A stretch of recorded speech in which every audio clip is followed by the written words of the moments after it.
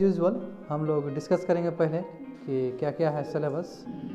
देखो, enlightenment and modern ideas we have covered, जिसमें ideas of enlightenment, Kant का, Rousseau का। Spread of enlightenment in the colonies, वही बात हो चुका है। Rise of socialist ideas, social contract theory वाला जो था उनका, कॉन्ट्रैक्ट थ्योरी वाला जो था उनका, रूसो साहब का, वो कवर हो चुका है। स्प्रेड ऑफ मार्क्सियन सोशलिज्म, इसके जो हाईएस्ट पीक में जाएंगे कार्ल मार्क्स का, वो बाद में करेंगे हम लोग। ऑरिजिन ऑफ मॉडर्न पॉलिटिक्स में यूरोपियन स्टेट सिस्टम अभी नहीं देखे हैं। अमेरिकन रेवोल्यूशन एंड कॉन्स्टिट्यूशन जान रहे थे, और आने वाले समय में फ्रेंच रेवोल्यूशन पढ़ेंगे। तो अब दूसरा हम लोग देखने वाले हैं कॉन्स्टिट्यूशन, अमेरिका का संविधान। तो आगे चले जाओ। अमेरिका संविधान जाने से पहले तुम देख लो एज यूजुअल, ये फिगर तुमको मिलेंगे ही मिलेंगे, हमेशा तुमको मिलेंगे। अमेरिका के साथ जो भी इश्यूज रिलेटेड होगा, ये तुमको फिगर मिलेंगे ही मिलेंगे। जानते हो कितना कॉलोनीज था? 13 कॉलोनीज था। New Hampshire, Massachusetts, Rhode Island, Connecticut, New Jersey, Delaware, Maryland, Virginia, North Carolina, South Carolina, Georgia.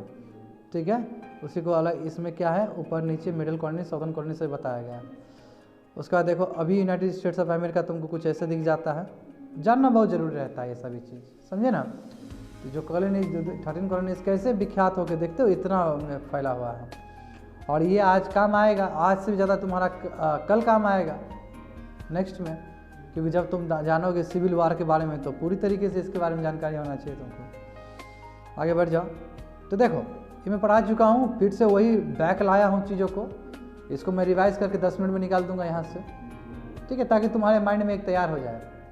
ठीक है, देखो इसमें क्या इश्यूज़ है कि क्या ये इकोनॉमिक डॉक्यूमेंट था, उसका नेचर, कैरेक्टर और फीचर्स। ठीक है, अमेरिकन कॉन्स्टिट्यूशन का क्या, अमेरिकन कॉन्स्टिट्यूशन पूरी तरीके से इंटरेस्ट ऑफ वेरियस क्लासेस था, बिल्कुल है।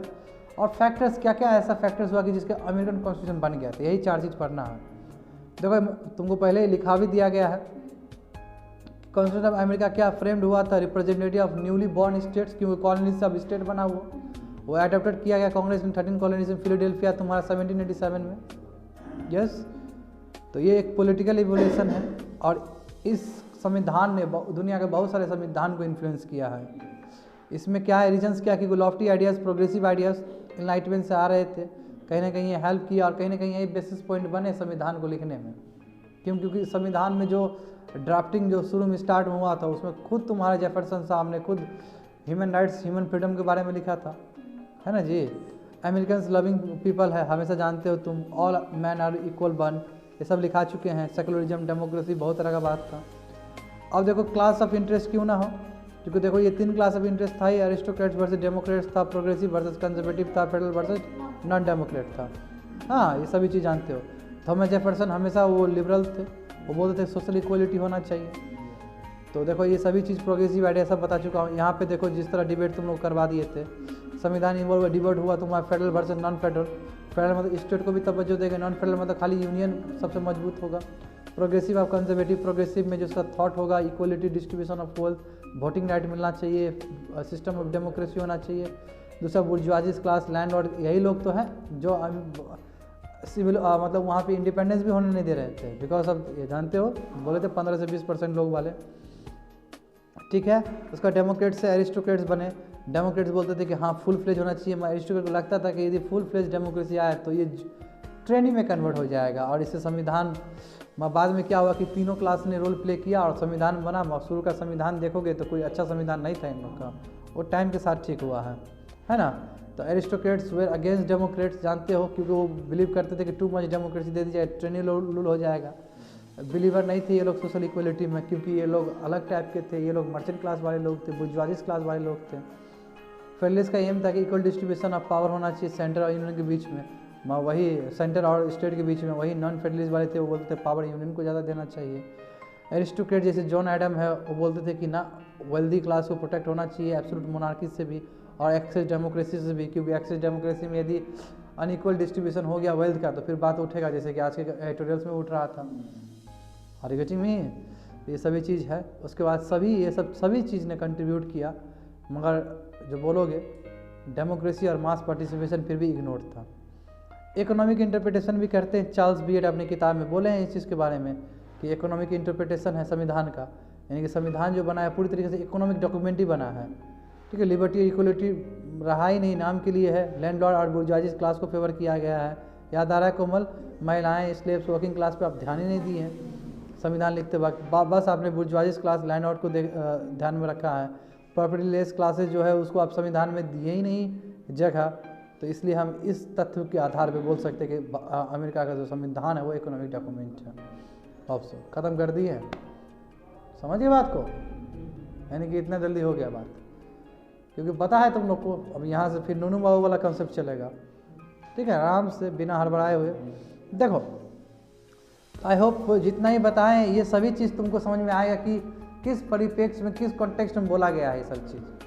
देखो अमेरिकन संविधान जो कि अडॉप्ट किया गया 17 सितंबर 1787, ठीक है, इसमें बहुत सारे फैक्टर्स है। नंबर 1 यही कि कोमल की अमेरिकन कल्चर है इसके अंदर, तो क्यों ना संविधान बने, कॉस्मोपॉलिटियन हो चुका है, लिबरल हो चुका है, प्रोग्रेसिव हो सकता है, कैपिटलिस्ट, ये माइंड मैप है एक तरह से तुम लोग को, इसके बारे में डिटेल में पढ़ाएंगे। Ideas of enlightenment, liberty, equality, separation of power है, नेचुरल राइट्स है मैन का, यही सबसे बड़ा इनलाइटमेंट आइडियाज़ का लूपहोल्स भी था, लिमिटेशन भी था, महिलाओं पे कोई बात ही नहीं है, ठीक है। बेटर एक्सपीरियंस था अमेरिका का, एक जो बिटर एक्सपीरियंस था कि अमेरिकन कैसे तुम्हारा ब्रिटिश कंट्रोल के अंदर थे, दिक्कत था, इसलिए संविधान बनेंगे जिसमें हम ही सबसे सर्वोपरि है। संविधान बनता है क्या कि पीपल सबसे ज़्यादा बड़ा हो, ठीक है। हार्ड फॉर्ट था इंडिपेंडेंस के लिए, चेक्स एंड बैलेंस वाले सिस्टम लाया गया, डेमोक्रेसी लाया गया, इंटरप्रिटेशन अलग अलग ढंग से हुआ। देखो बोल तो रहा है कि क्या संविधान तुम्हारा इकोनॉमिक डॉक्यूमेंट है, ये 1913 में बात उठा था जब चार्ल्स बीएट ने अपने उसमें लिखे थे। हालांकि बना संविधान 1787 में, वो मुद्दा कब उठा बाबू? 1913 में उठा। क्यों? क्योंकि किताब आया उसके ऊपर, किताब आया था, इकोनॉमिक डॉक्यूमेंट के बारे में लिखा गया अध्ययन करके, क्योंकि वोटिंग राइट भी पूरी तरीके से प्रॉपर्टी के क्वालिफिकेशन में बेस्ड था। तो काहे ने बोलेंगे, अब प्रॉपर्टी वाला मतलब क्या था? इकोनॉमिक से रिलेटेड है प्रॉपर्टी चीज़। रिच इलेक्टेड रिच, रईस को करेगा तो कहाँ पे, यहाँ पे खाली यानी कि रिच का ही इंटरेस्ट का बात होगा, ठीक है, इसलिए मेरी का कोई बात ही नहीं होगा। उसके बाद फिर 1956 में बहुत तरह का बात हुआ, अलग अलग तरीके से इसको इंटरप्रेट करने का प्रयास हुआ एंड सो ऑन, इतना कुछ है, समझ रहे हो? तो इसको आप जानेंगे आराम से। देखो The American Constitution was drafted by the delegates of the American Congress। जो अमेरिकन कांग्रेस जो 13 कॉलोनीज के जो भी डेलीगेट्स थे, जो प्रमुख आदमी थे, वो सभी 17 सितंबर 1787 को फिलाडेल्फिया पे मिले, क्योंकि फिलाडेल्फिया इंपॉर्टेंट है इन लोग के लिए, क्योंकि यहाँ पे हुआ था, दोनों ही कॉन्फ्रेंस हुआ था, वहाँ पे मिले 1787 का, और वहाँ पे संविधान का रचना किया गया। ये पहली बार दुनिया में एक नया ऐसा संविधान बना, ठीक है, और इसने बहुत सारे constitutional movement everywhere across the world को प्रभावित किया है। तो क्या क्या factors that shape provisions of your American constitution, American constitution में क्या क्या चीज़ पाए जाते हैं? तो टिपिकल कॉस्मोपॉलिटियन जो कल्चरल जो आउटलुक था अमेरिकन का, वो पूरी तरीके से अमेरिकन का संविधान में दिखता है, चाहे कॉस्मोपॉलिटियन का बात हो, कैपिटलिज्म का बात हो, फ्री ट्रेड का बात हो, लिबरलिज्म का बात हो, ये सब दिखता है उसमें। तो वही एक देखो, अब देखो इसी को क्या बोला कि कल्चरल आउटलुक में क्या है, अमेरिकन क्या है? कॉस्मोपॉलिटियन है, लिबरल है, प्रोग्रेसिव है, सेकुलर है अपने आउटलुक से। तो this typical American cultural values found expression in the provisions of your constitution, वहाँ पे पाया गया।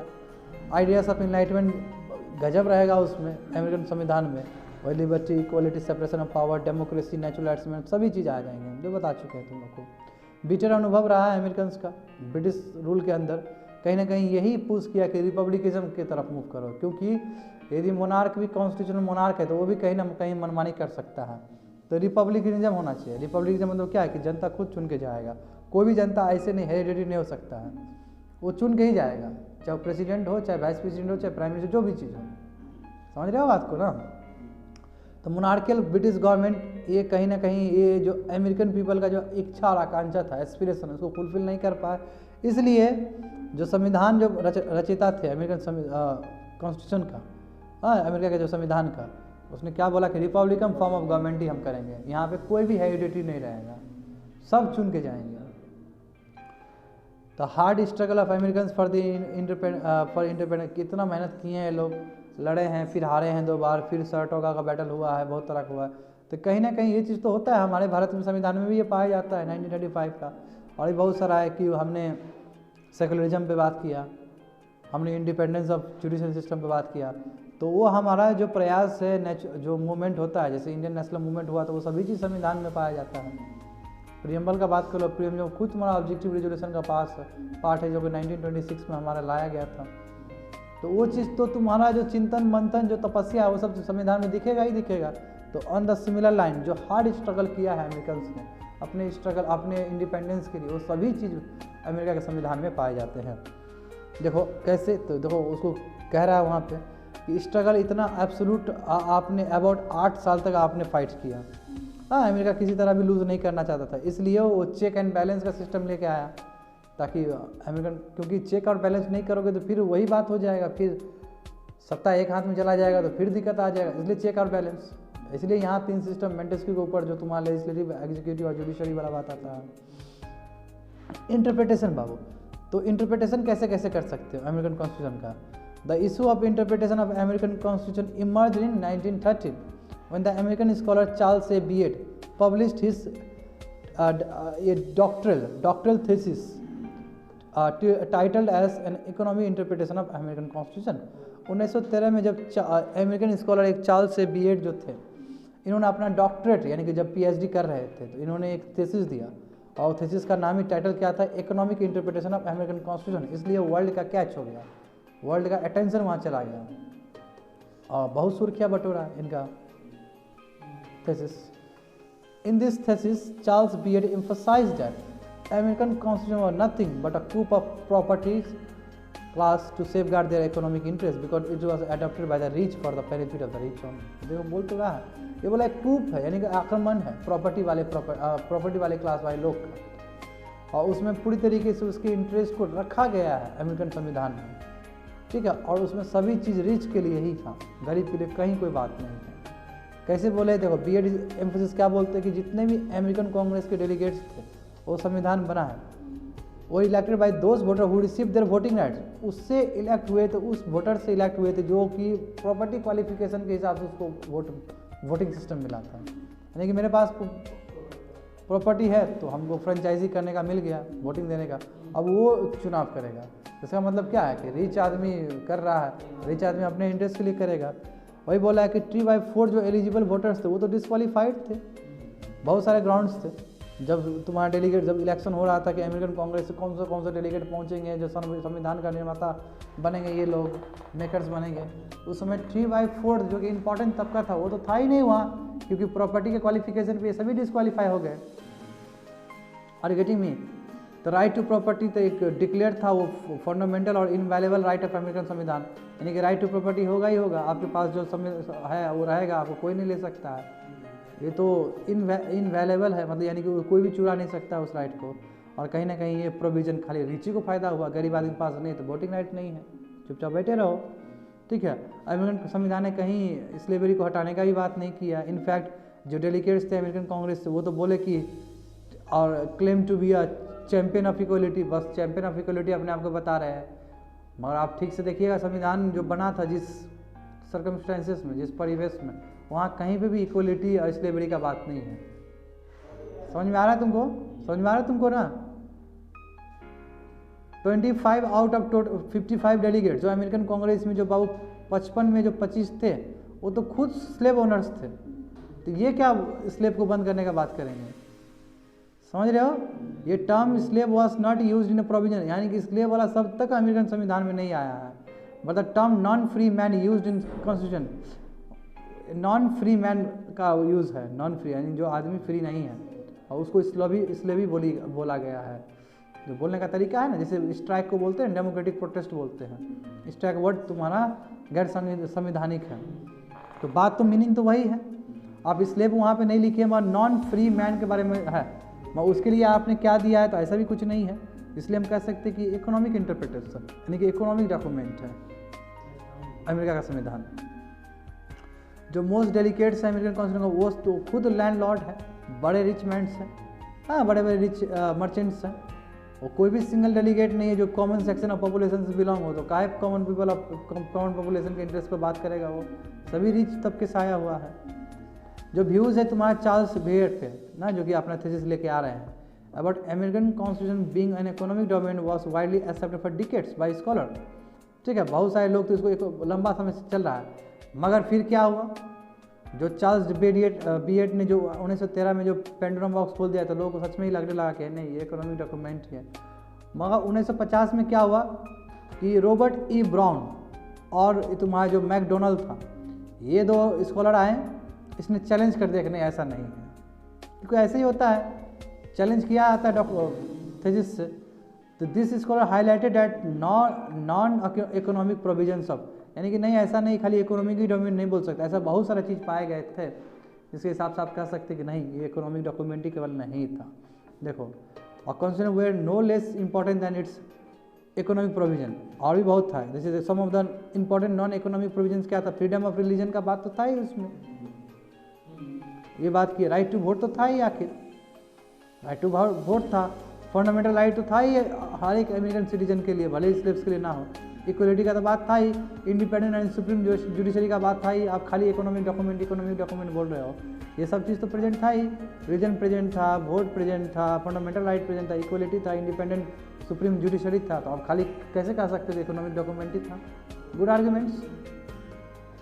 This view of Robert E brown is considered more acceptable, और हाँ इसलिए हमको तीनों चीज़ को क्लब करके पढ़ना होगा कि इकोनॉमिक डॉक्यूमेंट भी था, साथ और भी प्रोविजंस थे। होप सो समझ में आ रहा होगा।